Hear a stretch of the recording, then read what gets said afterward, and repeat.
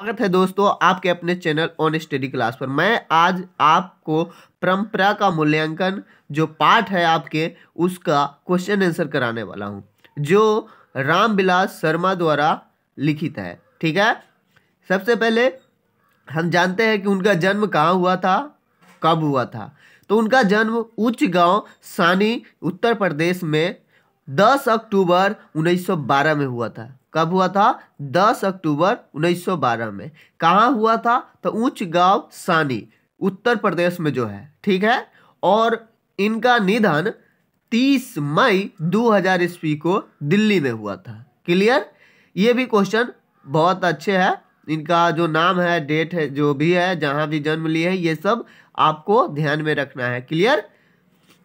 इसके जो मुख्य रचनाएं हैं वो है भारतेंदु हरिश्चंद्र, प्रेमचंद और उनका युग, भाषा और समाज, विराम चिन्ह, बड़े भाई आदि। ये मुख्य जो रचनाएं वो मैं आपको बता रहा हूं। और भी रचनाएं हैं जो आप लोग उसको एक दो बार देखेंगे, इसको ध्यान में रखेंगे, याद करके रखेंगे। क्लियर?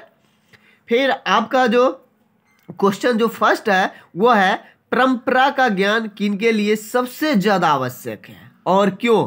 मतलब आवश्यक भी है और क्यों। क्वेश्चन पर ज्यादा सा तर्क देने की जरूरत है, क्योंकि क्वेश्चन जब आपको याद है तो उस हिसाब से आप आंसर लिखने में सक्षम होते हैं। क्लियर?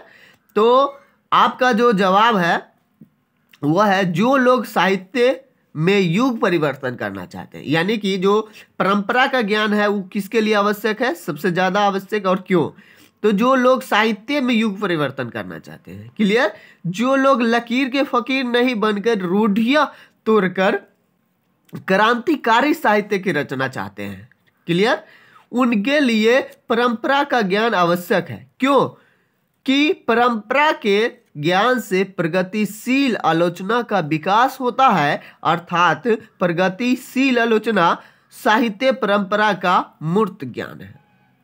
कहने का मतलब यह है जो लोग साहित्य में परिवर्तन लाना चाह रहे हैं, युग परिवर्तन करना चाह रहे हैं, जो ये समाज को विकास की दिशा में ले जा रहे हैं, उनके लिए ये सब बहुत जरूरी है। जैसे कि आप लोग हुए युवा वर्ग, अगर आप लोग अगर कुछ मतलब सालों के बाद क्या होगा कि आप ही निर्णय लेने वाले होंगे, तो उस समय अगर आपके पास अगर समझदारी नहीं होंगे तो आपका जो निर्णय हो सकता है कि समाज के लिए घातक हो सकता है, और वही अगर आपकी समझदारी है तो वो आप विकास के दिशा प्रदान कर सकता है। तो इस तरह से ये उन्हीं लोगों के लिए बता रहे हैं जो लोग लकीर के फकीर नहीं है, जो मतलब कुछ करना चाह रहे हैं। अब जैसे बैठ जाते हैं कितने लोग कि जो तकदीर में होगा वही होगा, ऐसा नहीं होता है। अगर आप कर्म करते हैं, अगर चावल बना रहे हैं तो चावल बनेगा ही, परंतु कुछ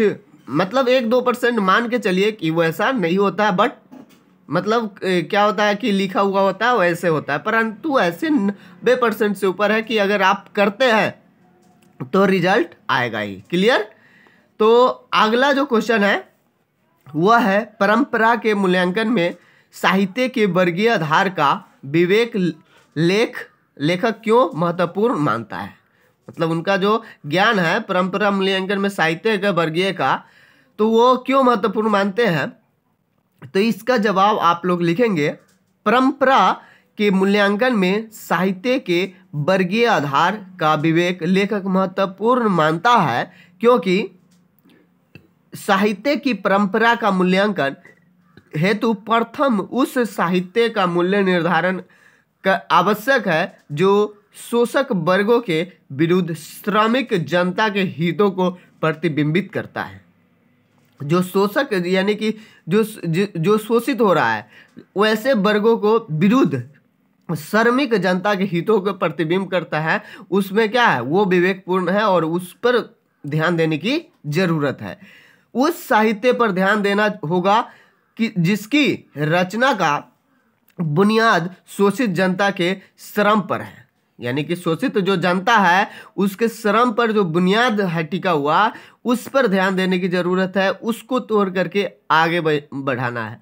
क्या है कि जो जिसके पास नॉलेज होगा वो क्या करेंगे, समाज के विकास के कार्य करेंगे। अगर समाज के विकास हो रहा है तो कहाँ से होगा? तो जो शोषित हो रहे हैं उनको अगर आप समझा रहे हैं तो वो बहुत अच्छे मार्ग पर जाएंगे और इससे क्या होगा? समाज का विकास होगा। तो इसीलिए कह रहे हैं कि जिनका बुनियाद जो है शोषित जनता के श्रम पर है, तथा यह भी देखना होगा कि वह साहित्य वर्तमान समय में लोगों के लिए कहाँ तक उपयोगी है, यानी कि वो ज्ञान जो है वो कहाँ तक उपयोगी, ये भी देखना होगा। क्या वह अभ्युदयशील वर्ग का साहित्य है या ह्रासमान वर्ग का?